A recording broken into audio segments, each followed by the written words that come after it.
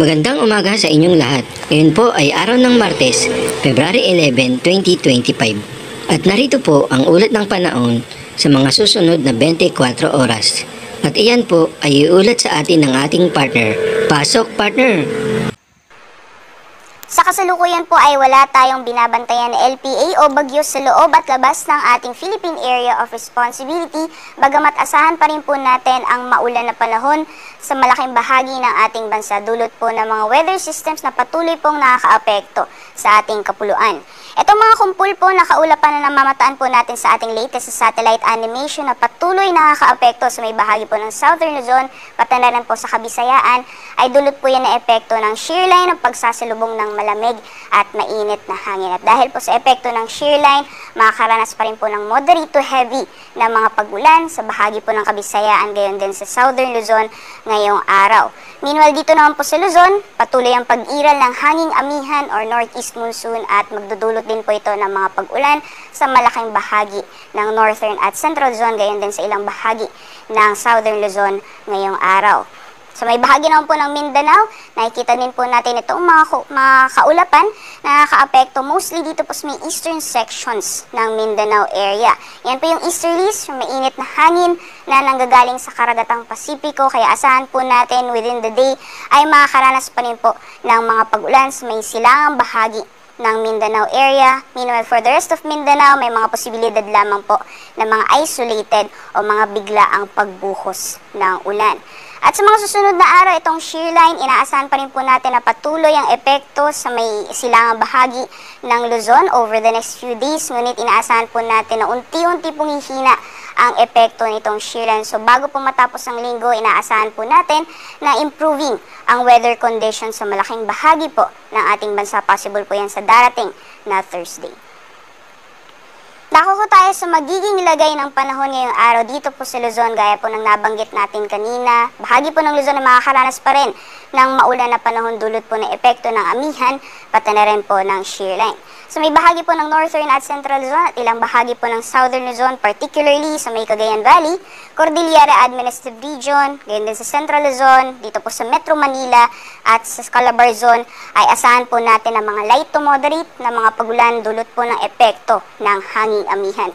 Samantalang sa may bahagi naman po ng Aurora, Quezon, sa may Mimaropa, gayon din sa Bicol Region, ay posible pa rin pong maranasan ang mga moderate to heavy na mga pag-ulan dulot naman ng epekto ng shear line. So doble ingat po lalong-lalo na sa may bahagi ng Quezon, sa Bicol Region, pati na rin po yung mga karatig na probinsya, maaaring maranasan pa rin po yung malalakas na buhos ng ulan dulot po ng epekto ng shear line na posible pong magdulot ng mga pagbaha, pati na rin po yung pagguho ng lupa, especially since mga nakarang araw ay patuloy po yung mga pagulan dulot po ng epekto ng shear line. Lalong-lalo po sa may bahagi ng Kabikulan, doble ingat po sa ating mga kababayan dyan sa mga, especially yung mga low-lying or mga hazard-prone na mga lugar.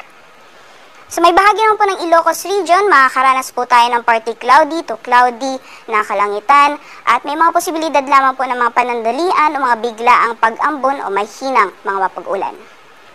Temperature forecast para sa mga piling syudad dito po sa Luzon, for Lawag po ay 22 to 31 degrees Celsius magiging agwat ng temperatura.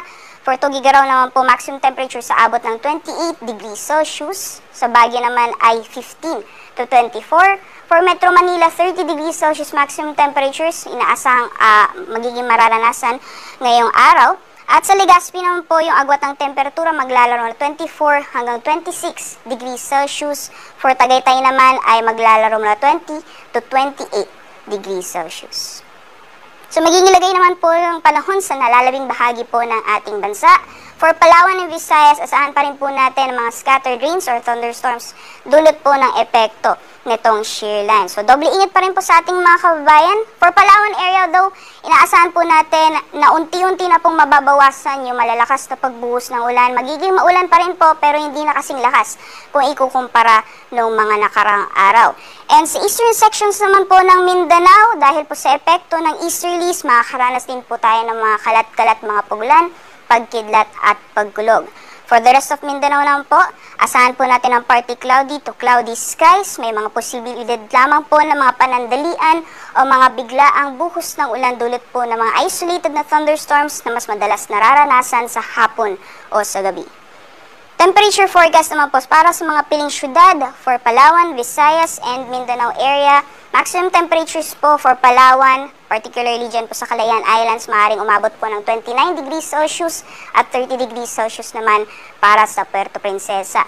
Agwat ng temperatura sa Iloilo ay 24 to 31, Cebu naman ay 25 to 30, at sa Tacloban maaaring umabot po ng 28 degrees Celsius maximum temperatures. For Mindanao naman po, sa Zamboanga ay maglalaro mula 24 hanggang 34 degrees Celsius, 30 degrees Celsius para sa Cagayan de Oro maximum temperatures, at sa Davao naman ay maglalaro na 24 hanggang 31 degrees Celsius.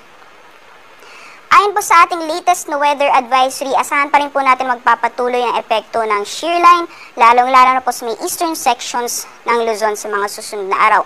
Ngayong araw, asahan pa rin po natin moderate to heavy na mga pag-ulan sa may bahagi po ng Bicol region, gayon din sa Quezon at yung mga karating na probinsya sa may Maropa as well as sa Visayas.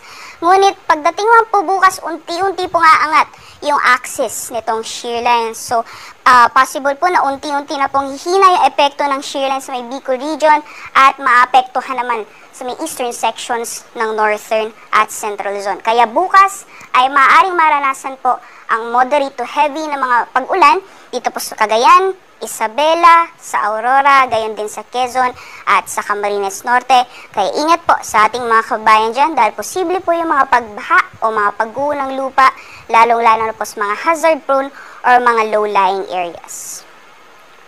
Sa kalagayan naman po ng ating karagatan, may gale warning pa rin po tayo nakataas sa dagat baybayin po ng Catanduanes, particularly dyan po sa may northern at eastern coast ng Catanduanes. For now po, inaasahan pa rin po natin ang maalon hanggang sa napakalong karagatan dyan po sa mga nasabing dagat baybayin.